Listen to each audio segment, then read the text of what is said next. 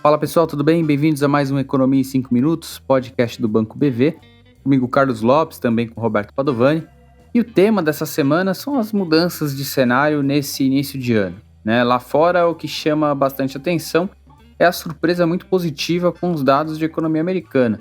Mercado que já chegou a imaginar um crescimento muito próximo de zero para esse ano nos Estados Unidos, agora já imagina um crescimento acima de 2%, 2,10%, muito parecido com a média ali dos últimos anos, ou seja, mantendo um nível de atividade econômica muito forte. Isso tem impulsionado a Bolsa Americana, mas por outro lado também tem pressionado os juros, né? O mercado já imaginava ou já precificava que os juros pudessem começar a ser cortados já no início do ano, já no primeiro trimestre, mas essa atividade econômica forte e a inflação também bastante pressionada levaram a uma cautela maior do Banco Central. Então, toda a expectativa de qual seria a reação do Fed nesse início de ano foi mudando e o mercado adiou, então, essa perspectiva de corte de juros mais para frente, não no primeiro trimestre, provavelmente ali mais próximo da metade do ano.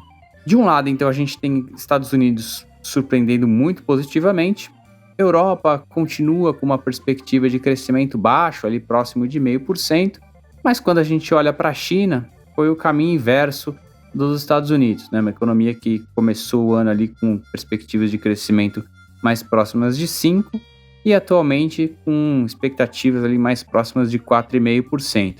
Desaceleração na economia chinesa que o governo chinês não conseguiu conter, né? Com problemas principalmente no mercado imobiliário. O governo adotou até agora uma série de estímulos, uma série de medidas para tentar conter essa crise, conseguiu desacelerar, né? Reduzir o problema, mas não evita uma desaceleração e com isso mantém aí alguma pressão sobre preços de commodities, particularmente o minério de ferro.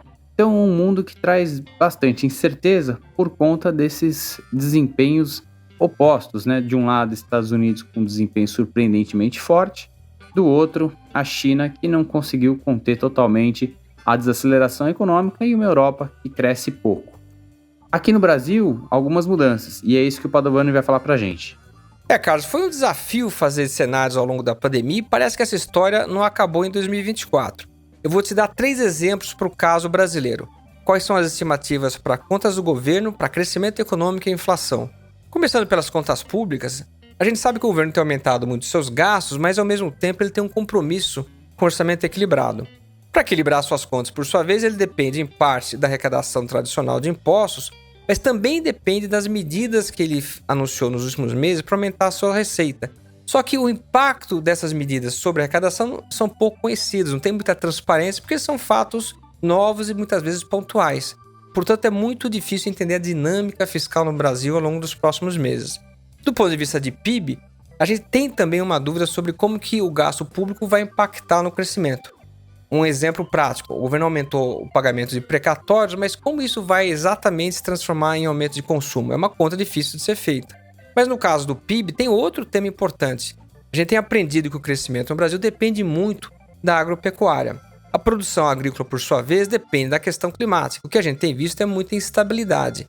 Se a gente tiver um ambiente em que as chuvas são regulares, então a agricultura vai bem, o Brasil vai bem, isso acaba até ajudando as contas do governo. Mas vamos pensar no contrário, que a gente tenha mais instabilidades no clima, o que acaba derrubando a produção agrícola, gerando menos crescimento e atrapalhando as contas públicas.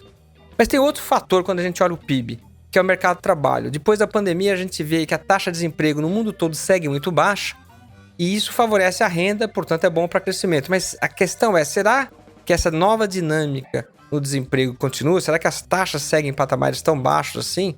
E por último, a gente sabe que quando o Banco Central corta juros, isso favorece a expansão do crédito. Mas por outro lado, a gente tem famílias endividadas e os bancos cautelosos com as empresas.